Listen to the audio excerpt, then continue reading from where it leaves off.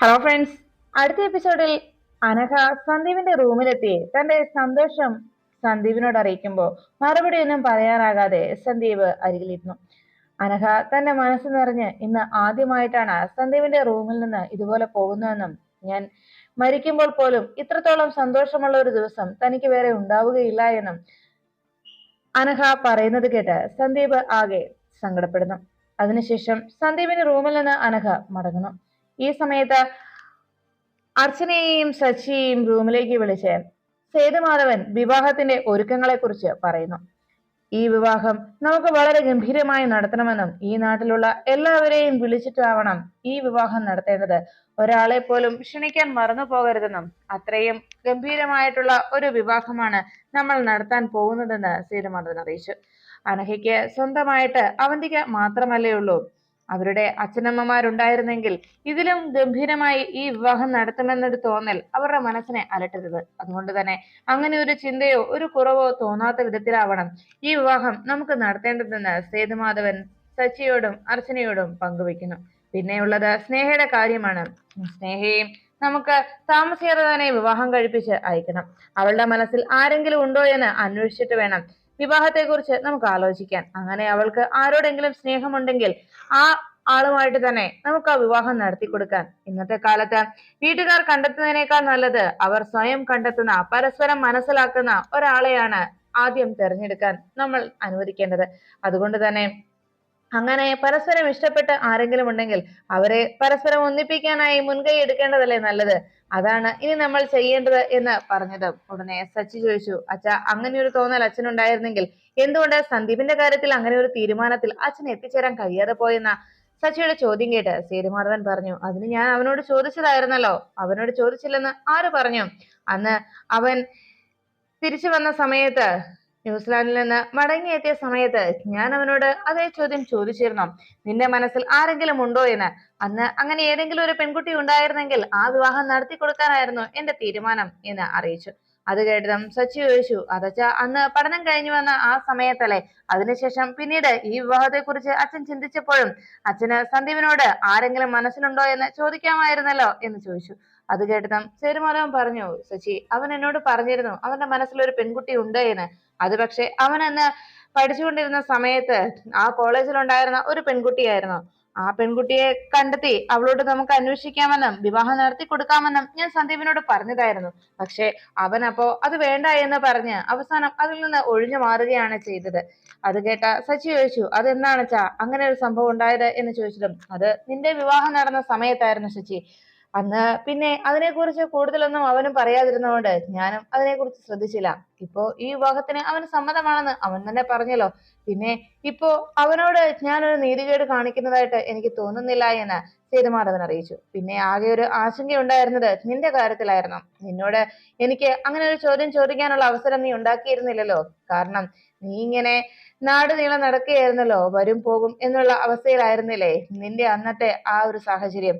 അതുകൊണ്ട് തന്നെ അന്ന് അങ്ങനെ നീ പൊയ്ക്കൊണ്ടിരുന്ന സമയത്തായിരുന്നത് കൊണ്ട് നിന്നോട് കൃത്യമായി ചോദിച്ച് നിന്റെ ഇഷ്ടം മനസ്സിലാക്കാതെയായിരുന്നു ഈ വിവാഹം നിശ്ചയിച്ചത്. അന്ന് എനിക്ക് ആശങ്കയുണ്ടായിരുന്നു നീയും നിന്റെ ഭാര്യയും തമ്മിൽ ഒത്തുപോകുമോ എന്നതിനെ കുറിച്ച്. പിന്നീട് ഈ മോളെ ഞാൻ അടുത്തെറിഞ്ഞു കഴിഞ്ഞപ്പോ എനിക്ക് മനസ്സിലായി നിങ്ങളെ കൂട്ടിച്ചേർത്തത് എന്തുകൊണ്ടും ശരിയായ തീരുമാനമായിരുന്നു എന്ന്. അങ്ങനെ പറഞ്ഞുകൊണ്ട് സേതുമാധവൻ വേഗം തന്റെ കബോർഡ് തുറന്ന് അതിൽ നിന്ന് എടുക്കുന്ന സമയത്ത് സച്ചി ആലോചിച്ചു, ഇപ്പൊ തന്നെയാണ് ആതിരയുടെയും സന്ദീപിന്റെയും കാര്യം അച്ഛനോട് പറയേണ്ടത് എന്ന് സച്ചി മനസ്സിൽ ഉറപ്പിച്ച് ഉടനെ സേതുമാധവനോട് സച്ചി പറഞ്ഞു, അച്ഛാ, അത് പിന്നെ എനിക്കൊരു കാര്യം പറയാനുണ്ട് എന്ന് പറഞ്ഞത്. എന്താടാ, എന്താ എന്ന് ചോദിച്ചു.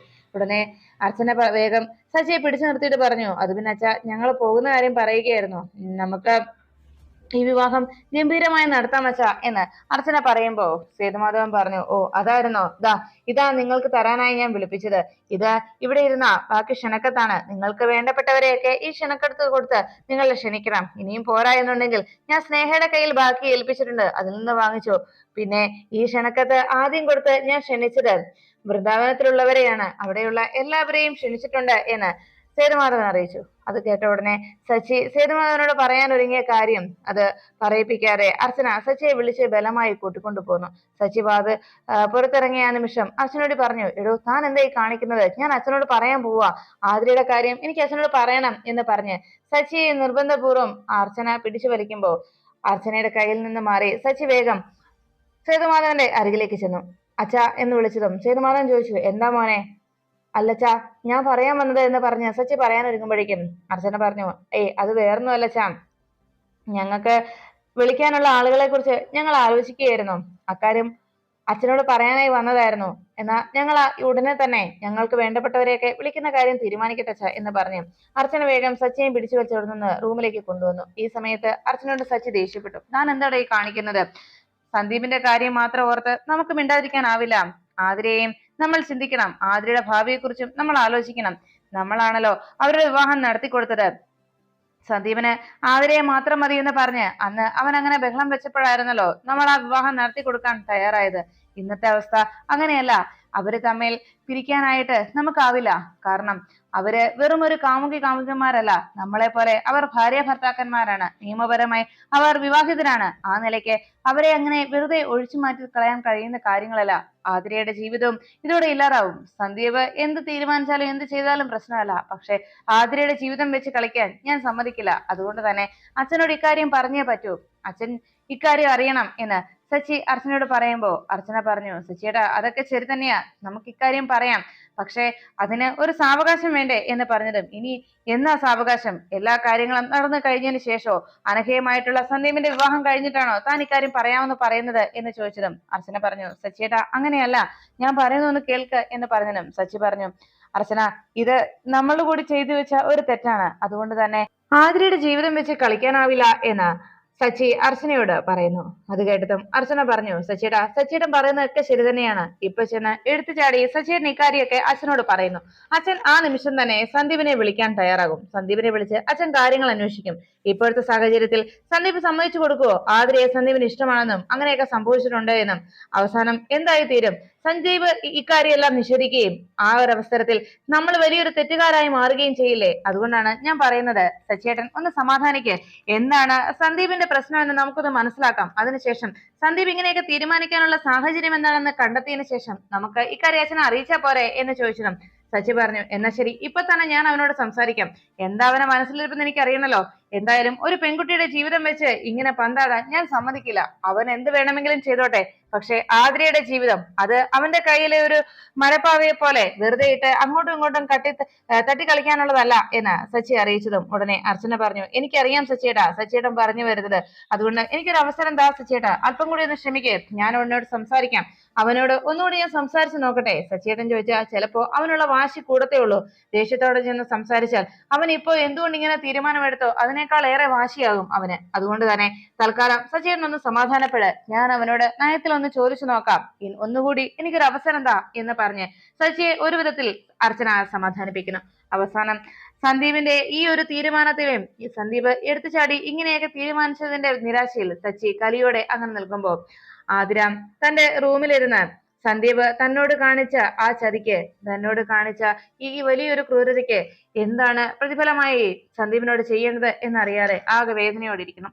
സന്ദീപ് തന്റെ കഴുത്തിൽ കെട്ടിയ ആ താലിമാല കയ്യിലെടുത്തുകൊണ്ട് സന്ദീപ് തന്റെ വിരലിൽ അണിയിച്ച ആ മോതിരത്തിലും നോക്കി വേദനയോടെ ആതിര സങ്കടപ്പെട്ടുകൊണ്ട് റൂമിൽ അങ്ങനെ ഇരിക്കുമ്പോ അവിടേക്ക് ആതിരയുടെ അരികിലേക്ക് ആവണി മോള് എത്തുന്നു. ആതിര ആന്റി എന്തിനാ ഇങ്ങനെ സങ്കടപ്പെടുന്നത് എന്ന് ചോദിച്ചതും ആതിര പറഞ്ഞു, ഒന്നുമില്ല, ആതിര ആന്റിയുടെ കണ്ണൊക്കെ നിറഞ്ഞിട്ടുണ്ടല്ലോ എന്ന് പറഞ്ഞതും ആവണിയോട് ആതിര വെറുതെയാണെന്ന് പറഞ്ഞ് ആവണിയുടെ ചോദ്യത്തിൽ നിന്ന് ആതിര രക്ഷപ്പെടാൻ ശ്രമിച്ചു. ഉടനെ തന്നെ ആവണി ചോദിച്ചു, അല്ല, ആ സന്ദീപങ്ങളും ആതിര ആന്റിയും തമ്മിൽ പിണക്കത്തിലാണോ? നിങ്ങൾ രണ്ടുപേരും ഇപ്പൊ പിണങ്ങിയിരിക്കുകയാണോ? അതാണോ സന്ദീപങ്ങൾ വന്നപ്പോ ആതിര ആന്റിയോട് ഒന്ന് സംസാരിക്കാതെ പോയത് എന്ന് ചോദിച്ചു. ആതിര ഒന്നും മിണ്ടാതിരിക്കുമ്പോ ആതിരയോട് ആവണി ചോദിച്ചു, അല്ല ആന്റി എന്നോട് പറഞ്ഞില്ലേ സന്ദീപങ്ങള് ആന്റിയെ കല്യാണം കഴിച്ചുവെന്ന്? അതെന്നെ പറ്റിക്കാൻ പറഞ്ഞതായിരുന്നല്ലേ? വെറുതെ എന്നെ കളിപ്പിച്ചതായിരുന്നല്ലേ? അതുകൊണ്ടല്ലേ ഇപ്പൊ സന്ദീപങ്ങള് ആ അനഹാന്റിയെ വിവാഹം കഴിക്കാൻ പോകുന്നത്? അതിന് എല്ലാവരെയും വന്ന് വിളിച്ചല്ലോ. അല്ല, പക്ഷെ ഞാനൊരു കാര്യം പറയട്ടെ ആന്റി, ആതിര ആന്റിയും സന്ദീപങ്ങളും ആ നല്ല ജോഡി. ആ അനഹാന്റി ചേരത്തില്ല, കൊള്ളത്തില്ല എന്ന് പറഞ്ഞത് ആതിര പൊട്ടിക്കരഞ്ഞു. ഉടനെ ആവണി ആതിരയെ പിടിച്ച് സമാധാനിപ്പിക്കുന്ന രീതിയിൽ തന്റെ തോളിലേക്ക് ചേർത്ത് പിടിച്ച് ആന്റിയെ കെട്ടിപ്പിടിക്കുമ്പോ ആതിര സങ്കടപ്പെട്ടുകൊണ്ട് ആവണിയമ്മളുടെ മുന്നിൽ പൊട്ടിക്കരയുന്നു. ഈ സമയത്ത് മീര ഉടനെ അനൂപിനരികിലേക്ക് എത്തി പറഞ്ഞു, എന്തായാലും ആ പയ്യൻ ആള് കൊള്ളാലോ, അവന്റെ മനസ്സിലിരിപ്പ് ഇങ്ങനെയായിരുന്നല്ലേ, അവന് എത്ര തവണ അനഘയെ ഇഷ്ടമല്ല എന്നും അവളെ വിവാഹം കഴിക്കില്ല എന്നൊക്കെ പറഞ്ഞ് നടന്നതാണ്. എന്നിട്ടിപ്പോ കണ്ടില്ലേ, വലിയ വീട്ടിലെ ആമ്പിള്ളാർ ഇങ്ങനെയൊക്കെയാണെന്നേ, അവര് ആദ്യം ഒരു ഭ്രമത്തിന് ഏതെങ്കിലും ഒരു പെൺകുട്ടിയെ ഇഷ്ടമാണെന്നൊക്കെ അങ്ങ് പറഞ്ഞു നടക്കും. അതിനുശേഷം അതിനേക്കാൾ നല്ല വലിയ കൊമ്പത്തെ പെൺകുട്ടികളെ കാണുമ്പോ അവരുടെ പിന്നാലെ പോകും. അതല്ലേ ഇപ്പൊ അവനും കാണിച്ചത് എന്നൊക്കെ പറയുമ്പോ മീരയുടെ വാക്കുകൾ കേട്ട് അനൂപ് പറഞ്ഞു, മീരെ നീ അക്കാര്യമൊക്കെ വിട്, വെറുതെ അവരെന്ത് ചെയ്താലും അതൊന്നും നമ്മളിപ്പോ നോക്കേണ്ട കാര്യമില്ലല്ലോ, ഇനി എന്തെങ്കിലും ആവട്ടെ എന്ന് പറഞ്ഞത്. മീര പറഞ്ഞു, അതെ, ഞാനിങ്ങനെയൊക്കെ പറയുമ്പോ അനുപേട്ടൻ ഈ രീതിയിലേക്കേ പറയുകയുള്ളൂ. ഞാനും ആവണിമോളും അന്ന് പറഞ്ഞതല്ലേ, ആ ഓജോ കോട്ടെന്നുള്ള ബോർഡ് വെച്ച് ഞങ്ങള് അന്ന് ചാന്ദിനിയോട് സംസാരിച്ചെന്ന്, അത് പറഞ്ഞിട്ടൊന്നും ഇവിടെ ആരും വിശ്വസിച്ചില്ലല്ലോ. അതൊക്കെ തന്നെയാ ഇപ്പോഴും സംഭവിച്ചിരിക്കുന്നത്. എന്തായാലും ഒരു കാര്യം ഉറപ്പാ, ഈ വിവാഹവും ഇനി മുടങ്ങാതിരുന്നാ മതിയായിരുന്നു. പിന്നെ ഒരു കാര്യം ഓർത്തോ, നാളെ രാവിലെ മൂത്ത പെങ്ങളും ആ ആങ്ങളെ ഭർത്താവും കൂടി ഇങ്ങോട്ട് എത്തും, നോക്കിയിരുന്നോ എന്ന് പറഞ്ഞു. ഉടനെ അത് കേട്ടുന്ന ദയാനന്ദ മാഷ് പറഞ്ഞു, എന്തായാലും ഇത്തവണ കൂടി ഈ വിവാഹത്തിന് യാതൊരു മുടക്കവും വരാതിരുന്നാ മതി. നമുക്കും ഉണ്ടല്ലോ രണ്ട് പെൺമക്കള്, അവരെ പോലെ തന്നെയല്ലേ ആ അനഘയെന്ന് പറഞ്ഞ പെൺകൊച്ചും. ഇനിയും വിവാഹം മുടങ്ങി അതിന്റെ പേരിൽ കണ്ണീര് പൊഴിപ്പിക്കാനുള്ള ഒരു അവസരം ആ കൊച്ചിനുണ്ടാകാതിരിക്കട്ടെ എന്ന് ദയാനന്ദ മാഷ് പറഞ്ഞതും ഉടനെ മീര പറഞ്ഞു, ഇവിടെയുള്ള ഒരാളുടെ കാര്യം അതിന് ആരെങ്കിലും ചിന്തിക്കുന്നുണ്ടോ? ഇവിടെ ആതിരയാണെങ്കിൽ ഇവരെ അറിഞ്ഞപ്പോ മുതൽ ആ റൂമിൽ കയറി അടയിരിപ്പാണ്. ആവണിമോളും കൂടെ കയറിയിട്ടുണ്ട്. ഇടയ്ക്കിടയ്ക്ക് ഈ തത്ത ചീട്ടെടുക്കാൻ വരുന്നത് പോലെ എന്തെങ്കിലും ഭക്ഷണം കഴിക്കാൻ വരാനായി പറഞ്ഞ ഒത്തിരി നിർബന്ധിച്ചാൽ ഇടയ്ക്കൊന്ന് ഇറങ്ങി വരും. അത് കഴിഞ്ഞാൽ വീണ്ടും അതിനകത്ത് കയറിയിരിക്കും. ഇപ്പോഴത്തെ ശീലം അതാണല്ലോ എന്ന് മീര പരാതിപ്പെടുമ്പോ അനൂപ് പറഞ്ഞു, അതെ, എന്തായാലും അവളുടെ മനസ്സിനും സങ്കടം ഉണ്ടാവുമല്ലോ. ഉടനെ ദയാനന്ദ മാഷ് പറഞ്ഞു, പാവം കുട്ടി, അവള് വല്ലാതെ വിഷമിക്കുന്നുണ്ടാവും. കാരണം എന്തൊക്കെയാണെന്ന് പറഞ്ഞാലും അവൾ ഒത്തിരി സ്നേഹിച്ചതല്ലേ എന്ന് പറഞ്ഞതും അനൂപ് അരികിലേക്ക് എത്തി പറഞ്ഞു, ദേ, അച്ഛനോടും അമ്മയോടും ഒരു കാര്യം ഞാൻ പറഞ്ഞേക്കാം. ആതിര ഏകദേശം ഇക്കാര്യമൊക്കെ മറഞ്ഞ ഒരു രീതിയിലാണ് അവളിപ്പോ ജീവിക്കുന്നത്. അവളുടെ മുന്നിൽ വെച്ചോ അവളുടെ മനസ്സ് വേദനിക്കുന്ന രീതിയിൽ ഇനി അച്ഛനും അമ്മയും ഇതിനെക്കുറിച്ചൊന്നും സംസാരിക്കരുത്, അതേ എനിക്ക് പറയാനുള്ളൂ. ഉടനെ മീര ഇത് കേട്ടിട്ട് പറഞ്ഞു, അതെ, അച്ഛനെ അമ്മയൊക്കെ താക്കീത് ചെയ്തു. പക്ഷെ നാളെ രാവിലെ തന്നെ ആ മൂത്ത പെങ്ങളും ഭർത്താവും കൂടി ഇങ്ങ് എത്തും. എങ്ങനെയെങ്കിലും ഈ വിവാഹം നമുക്ക് മുടക്കാമെന്നും പറഞ്ഞുകൊണ്ട്. അത് കേട്ട ഉടനെ മീരയോട് അനൂപ് പറഞ്ഞു, അവരോട് എന്താ പറയേണ്ടത് എനിക്കറിയാം, നീ തൽക്കാലം നിന്റെ കാര്യം നോക്കിയാൽ മതി. അപ്പോഴേക്കും ദയാനന്ദ മാഷ് പറഞ്ഞു, അല്ല മോനെ, നാളെ കഴിഞ്ഞാണല്ലേ വിവാഹം, ഇനിയിപ്പോ ആ വിവാഹത്തിന് നമ്മളെ എല്ലാരെയും ക്ഷണിച്ചിട്ടുമുണ്ട്. വെറും കൈയുമായിട്ട് നമുക്ക് എങ്ങനെയാ മോനെ അങ്ങോട്ട് പോകാൻ കഴിയുക? എന്റെ പെൻഷൻ ആണെങ്കിൽ വരാനുള്ള സമയം ഇനിയുമുണ്ട്. പെൻഷൻ വരാതെ ഒരു തുക കയ്യിലേക്ക് കിട്ടില്ല. വെറും കൈയും വീശി അങ്ങോട്ട് ചെന്ന് കയറാൻ പറ്റുമോ മോനെ എന്ന് പറഞ്ഞത്. അനൂപ് പറഞ്ഞു, അച്ഛാ വിഷമിക്കണ്ട, ഒരു ചുറ്റി പിടിച്ച പണം എന്റെ കയ്യിലുണ്ട്. ആവണിമോൾക്ക് കുറച്ചെന്തെങ്കിലുമൊക്കെ മേടിക്കാന്ന് വിചാരിച്ചിരുന്നതാ, സ്വർണ്ണം എന്തെങ്കിലും മേടിക്കാന്ന് ഓർത്തതാ. സാരമില്ല, തൽക്കാലം നമുക്ക് ഇതിനകത്ത് അതങ്ങ് ഉപയോഗിക്കാം എന്ന് പറഞ്ഞത്. ഉടനെ മീര പറഞ്ഞു, അതെ അതെ, അല്ലെങ്കിലും ബാക്കിയുള്ളവരുടെ കയ്യിൽ ഒരല്പം കാശ് വന്ന് കയറുന്ന സമയത്താണല്ലോ ഇതുപോലെ എന്തെങ്കിലും പരിപാടിയോ അല്ലെങ്കിൽ വല്ല ആശുപത്രി കേസോ അങ്ങനെ എന്തെങ്കിലുമൊക്കെ എത്തുന്നത്. പിന്നെ ഒരു കാര്യം ഞാൻ പറഞ്ഞേക്കാം, ഇതിനേക്കാളും വലിയൊരു ചിലവ് വരാൻ പോവാ. അതിനെക്കുറിച്ച് കൂടി എല്ലാവരും ഒന്ന് തയ്യാറെടുത്തിരുന്നു. ഈ തവണ ടൂറിന് പോയപ്പോഴേ ഞാൻ അർച്ചനയോടും ആ സച്ചിയോടും കൂടി ഒരു കാര്യം ചോദിച്ചു. അർച്ചനയോട് ചോദിച്ചത്, ഇങ്ങനെയൊക്കെ നടന്നാ മതിയോ, ഒരു കുഞ്ഞാവയൊക്കെ വേണ്ടേ, ഒരു താരാട്ടുപാട്ടൊക്കെ പാടണ്ടേ എന്നൊക്കെ ചോദിച്ചു. അപ്പോ അത് കേട്ടപ്പോ വലിയ മറുപടിയാണ് എനിക്ക് തിരിച്ചു കിട്ടിയത്. അർച്ചനയുടെ സംസാരത്തിൽ നിന്ന് ഉടനെ തന്നെ അങ്ങനെ ഒരു സാധ്യത ഉണ്ടാവാനുള്ള അവസരമുണ്ട്. അപ്പോഴേ 7-ാം മാസം ആകുമ്പോ വലിയൊരു ചടങ്ങ് നടത്തേണ്ടതാണ്, അതിനുവേണ്ടിയുള്ള പണം കൂടി കരുതിക്കോ, അതാ നല്ലത് എന്ന് പറഞ്ഞ് അനൂപിനോട് അക്കാര്യം പറഞ്ഞുകൊണ്ട് മീര അവിടെ നിന്ന് പോയി. ഈ സമയത്ത് ദയാനന്ദ മാഷും കമലയെടുത്തിയും പരസ്പരം നോക്കിയിട്ട് പറഞ്ഞു, മീരെ, അതൊക്കെ ആ സമയത്തല്ലേ, അപ്പോ എങ്ങനെയും നമുക്കത് ചെയ്യാൻ കഴിയും, നീ ഇപ്പോ അതൊന്നും ആലോചിക്കണ്ട എന്ന് പറഞ്ഞത്. ഞാൻ പറയാനുള്ളത് പറഞ്ഞതേ ഉള്ളൂ എന്ന് പറഞ്ഞ് മീര അവിടെ നിന്ന് പോകുന്നു. അപ്പോഴേക്കും അനൂപ് റൂമിലേക്ക് പോകാൻ നോക്കുമ്പോഴാണ് ആതിരയുടെ റൂം അടഞ്ഞു കിടക്കുന്ന കാഴ്ച കണ്ടത്. വേഗം തന്നെ അനൂപ് റൂമിലേക്ക് ചെന്നു. വാതിൽ തുറന്ന് അകത്തേക്ക് നോക്കിയതും ആവണിമോളെ കെട്ടിപ്പിടിച്ച് കിടക്കുന്ന ആതിരയെ കണ്ടു. ഉടനെ തന്നെ ആതിര മയക്കത്തിലായെന്ന് മനസ്സിലാക്കിയ അനൂപ് കുറച്ചു നേരം നോക്കിയിട്ട് മനസ്സിൽ പറഞ്ഞു, മോളെ, നിന്റെ മനസ്സിപ്പോ എന്താണ് ചിന്തിക്കുന്നതെന്നും നിന്റെ മനസ്സിലിപ്പോൾ എന്താണെന്നും ഏട്ടനറിയാം. സന്ദീപിന് പകരം മറ്റാരെ നീ വിവാഹം കഴിക്കാൻ ആഗ്രഹിച്ചിരുന്നെങ്കിലും മറ്റാരെ നീ ഇഷ്ടപ്പെട്ടിരുന്നെങ്കിലും ഈ ഏട്ടനത് നടത്തി തരുമായിരുന്നു. പക്ഷെ ഇവിടെ നെല്ലിശ്ശേരിയിലെ സന്ദീപായി പോയി. അച്ചുമോളുടെ കാര്യത്തിലും ഏട്ടന് ഒരു പാകപ്പിഴ സംഭവിച്ചു, ഒരു അബദ്ധം പറ്റി. അന്ന് ആ വിവാഹം നടത്തുന്നതിന് മുന്ന് ഞാൻ ഒരിക്കൽ കൂടി ഒന്ന് ചിന്തിച്ചിരുന്നില്ല, പിന്നീട് ദൈവകൃപ കൊണ്ടോ ഭാഗ്യം കൊണ്ടോ ഇപ്പോ ആ ഒരു ബന്ധം കുഴപ്പമൊന്നുമില്ലാതെ നല്ല രീതിയിൽ മുന്നോട്ട് പോകുന്നുണ്ട്. അതുകൊണ്ട് തന്നെ ഇനിയും മോളുടെ ജീവിതം വെച്ച് ഒരു പരീക്ഷണം ഈ ഏട്ടന് കഴിയില്ല. അതുകൊണ്ടാണ് മോൾ ഈ ഏട്ടനോട് ക്ഷമിക്കുക എന്ന് മനസ്സുകൊണ്ട് ആതിരയുടെ മാപ്പ് പറഞ്ഞുകൊണ്ട് അവിടുന്ന് അനൂപ് ഇറങ്ങുന്നു. ഈ സമയത്ത് സന്ദീപിന്റെ ഫോണിലേക്ക് വീണ്ടും ആ അജ്ഞാതൻ വിളിച്ചു. കോൾ എടുത്ത ഉടനെ സന്ദീപിനോട് ചോദിച്ചു, ഹലോ, നീ എന്നെ മറന്നുപോയോ? നമ്മുടെ കരാറ് ഓർമ്മയുണ്ടല്ലോ, ഇനി 2 ദിവസം കൂടി അതിന് ബാക്കി. അത് കേട്ട ഉടനെ സന്ദീപ് ചോദിച്ചു, നിങ്ങൾ എന്തിനാ എന്നെ വീണ്ടും വിളിച്ചത്? നിങ്ങൾക്ക് ഇനി എന്താ വേണ്ടത് എന്ന് ചോദിച്ചതും, നിങ്ങളോട് ഞാൻ എന്ത് തെറ്റാ ചെയ്തത് എന്നെ ഇങ്ങനെ ടോർച്ചർ ചെയ്യാൻ എന്ന് സന്ദീപ് അന്വേഷിച്ചു. ഉടനെ അയാൾ പറഞ്ഞു, നീ അല്ല തെറ്റ് ചെയ്തത്. തെറ്റ് ചെയ്തത് നിന്റെ അച്ഛനാണ്, പിന്നെ നിന്റെ ആ മൂത്ത ഏട്ടൻ നന്ദനും. അവരെന്താ ചെയ്തതെന്ന് നിനക്കറിയാവോ? എന്നെ കൂടി ബിസിനസ്സിൽ ഉൾപ്പെടുത്തി വലിയ കോടികൾ മുതൽ മുടക്കി ഞങ്ങൾ തമ്മിൽ ഒരു ബിസിനസ് നടത്തി. അവസാനം അതെല്ലാം ആകെ നഷ്ടത്തിലായി കഴിഞ്ഞപ്പോ എല്ലാ കടക്കണികളും എന്റെ തലയിലേക്ക് വെച്ചു തന്നു നിന്റെ അച്ഛനും നിന്റെ മരിച്ചുപോയ ഏട്ടൻ നന്ദനും ചേർന്ന്. അതിന് എനിക്ക് കിട്ടിയ ശിക്ഷ ഇത്രയും നാളും ജയിൽവാസമായിരുന്നു. ആ ജയിലിൽ കിടന്ന ആ സമയത്ത് എന്റെ മനസ്സ് ഇവിടെ പുറലോകത്തേക്ക് എത്തിക്കഴിഞ്ഞാൽ ആദ്യം ഞാൻ ഇല്ലാതാക്കുന്നത് നിന്റെ അച്ഛനെയും കുടുംബത്തെയുമാണെന്ന് ഞാൻ മനസ്സിൽ ഉറപ്പിച്ചതായിരുന്നു. എന്റെ ഭാര്യയും കുഞ്ഞുങ്ങളും എന്റെ അമ്മയും അച്ഛനും ഒക്കെ എന്നിൽ നിന്ന് അകന്നുപോയി. ആ ഒറ്റ കാരണത്താൽ അങ്ങനെ എന്റെ കുടുംബം പോലും ഇല്ലാതാക്കി. അതിനൊക്കെ ഞാൻ പകരം ചോദിക്കണ്ടേ? അന്ന് എന്നെ ജയിലിൽ ജീവിക്കാനായി പ്രേരിപ്പിച്ചത് നിന്റെ കുടുംബത്തെ തകർക്കാൻ എന്നുള്ള ആ ഒറ്റ ചിന്താഗതിയായിരുന്നു. പക്ഷേ ദൈവം ഒരു കാര്യത്തിൽ മാത്രം നിന്റെയൊക്കെ കുടുംബത്തോട് ദയ കാട്ടി. നിന്റെ ഏട്ടനുണ്ടല്ലോ, ആ നന്ദൻ എന്ന് പറയുന്നവൻ, അവൻ ഞാൻ പുറത്തിറങ്ങുന്നതിന് മുമ്പ് തിരിച്ച് ദൈവത്തിങ്കലേക്ക് പോയി. എന്നാൽ നിന്റെ അച്ഛന് കിട്ടാൻ പോകുന്ന തിരിച്ചടി, വിവാഹത്തിന് ഞാനും വരുന്നുണ്ടടാ നിന്റെ ആ വിവാഹ മണ്ഡപത്തിലേക്ക്. അവിടെ വെച്ച് നീ ആ പെൺകുട്ടിയുടെ കഴുത്തിൽ താലി കെട്ടിയതിനു ശേഷം നിന്റെ അച്ഛന്റെ മുന്നിലേക്ക് ഞാൻ എത്തും. അപ്പോ എന്നെ നേരിൽ കാണുമ്പോ, ഈ ശത്രുവിനെ നേരിൽ കാണുമ്പോ അയാളുടെ മുഖത്ത് മിന്നിമറയുന്ന ഭാവ വ്യത്യാസങ്ങൾ എനിക്ക് നേരിട്ട് കാണണം. പിന്നെ 2 ദിവസമായല്ലോ നിന്നെ ഞാൻ വിളിച്ചിട്ട്. അതുകൊണ്ട് കുറച്ചൊരു ഇടവേളയ്ക്ക് ശേഷം ഞാൻ നിന്നെ വിളിക്കുമ്പോ നിന്നോട് പറഞ്ഞ കാര്യങ്ങൾക്ക് ഒരു ഓർമ്മപ്പെടുത്തൽ വേണ്ടേ? അതുകൊണ്ട് അതാ ഇപ്പൊ തന്നെ തന്നേക്കാം എന്ന് പറഞ്ഞ് സന്ദീപിന്റെ ഫോണിലേക്ക് ഒരു ഫോട്ടോ അയച്ചു. സന്ദീപ് മെസ്സേജ് വന്നത് ഓപ്പൺ ചെയ്തതും അവന്തികയുടെ ഫോട്ടോയും. അവന്തിക കാറിലേക്ക് കയറുന്ന ആ ഫോട്ടോ കണ്ട സന്ദീപ് വല്ലാതെ പരിഭ്രമിച്ചു. ഉടനെ തന്നെ അവന്തികയുടെ ഫോണിലേക്ക് വിളിച്ചു. ഡ്രൈവ് ചെയ്യുന്നതിന് കോൾ എടുത്ത് അവന്തി ചോദിച്ചു, എന്താ സന്ദീപെ എന്ന് ചോദിച്ചതും സന്ദീപ് ചോദിച്ചു, എടുത്തി ഇപ്പൊ എവിടെയാ? ഞാൻ എന്താ മണ്ഡപത്തിങ്കൽ വരെ പോയിട്ട് പിന്നെ കുറച്ച് ആളുകളെ ക്ഷണിക്കാനുണ്ട്. അല്ല, എന്താടാ കാര്യം എന്ന് ചോദിച്ച ഉടനെ അവന്തികയോട് സന്ദീപ് പറഞ്ഞു, എടുത്തി സൂക്ഷിക്കണേ, എത്രയും പെട്ടെന്ന് തന്നെ എടുത്തി വീട്ടിലേക്ക് മടങ്ങി വരണം എന്ന് പറഞ്ഞ് സന്ദീപ് ഫോൺ വെച്ചു. അല്ല, ഇവനിത് എന്താ പറ്റിയത് എന്ന് ആലോചിച്ച് അവന്തിക ആകെ ചിരിച്ചുകൊണ്ട് ഡ്രൈവ് തുടർന്നു. ഈ സമയത്ത് സന്ദീപിന്റെ ഫോണിലേക്ക് വീണ്ടും ആ അജ്ഞാതൻ വിളിച്ചു.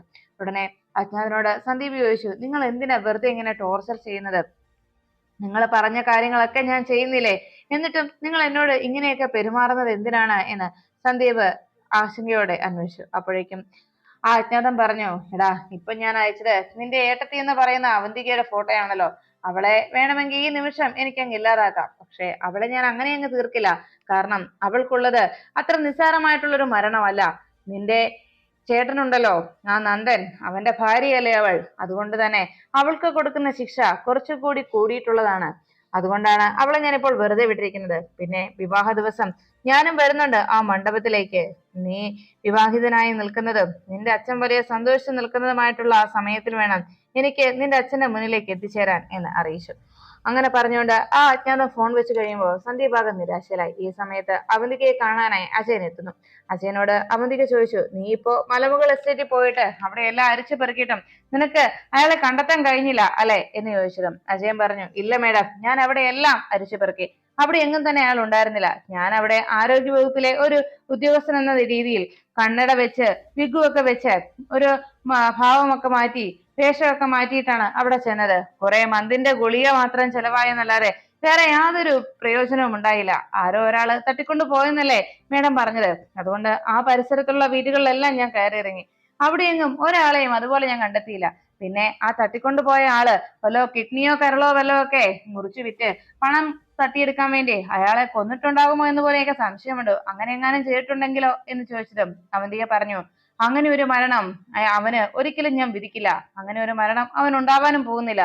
അത് കേട്ടതും അജയൻ ചോദിച്ചു, ഓഹോ, അപ്പോ മേഡത്തിന് അത്രയ്ക്ക് അങ്ങ് ഇഷ്ടമാണല്ലേ അയാളെ എന്ന് ചോദിച്ചതും ഉടനെ അജയനോട് പറഞ്ഞു, അതെ, അവനെ അത്രയ്ക്ക് അങ്ങ് ഇഷ്ടമാ, വേറൊന്നും കൊണ്ടല്ല. അവന്റെ മരണം എന്റെ ഈ കൈകൊണ്ട് തന്നെ ആയിരിക്കണം, അതിനുവേണ്ടിയാണ് എന്ന് അവന്തിക പറഞ്ഞത് കേട്ട് അജയൻ ചോദിച്ചു, അല്ല, അയാളെ കൊല്ലാൻ വേണ്ടിയായിരുന്നോ മേഡത്തിന് അത്രയ്ക്ക് ഇഷ്ടമാണെന്നൊക്കെ പറഞ്ഞ് അയാളെ കണ്ടെത്താൻ എന്നോട് പറഞ്ഞത് എന്ന് അജയൻ അന്വേഷിച്ചിട്ടും അവന്തിക പറഞ്ഞു, അതെ, അവൻ ഇല്ലാതാകേണ്ടത് എന്റെ കൈകൊണ്ടാണ്. അവൻ ജീവിച്ചിരുന്നാൽ അവൻ എന്നെ ഇല്ലാതാക്കും, അത് തന്നെയാണ് എന്റെ പ്രശ്നവും എന്ന് അവന്തിക അറിയിച്ചതും അജയൻ അതിശയത്തോടെ ചോദിച്ചു, അല്ല മേഡം, മേഡത്തിന്റെ ഈ ജീവിതം മുഴുവൻ ഇങ്ങനെ കൊല്ലും കൊലയും നിറഞ്ഞിട്ടുള്ളതാണല്ലേ എന്ന് അതിശയപ്പെട്ടുകൊണ്ട് അജയൻ ചോദിക്കുമ്പോൾ അവന്തിക അജയനെ രൂക്ഷമായി നോക്കുന്നു.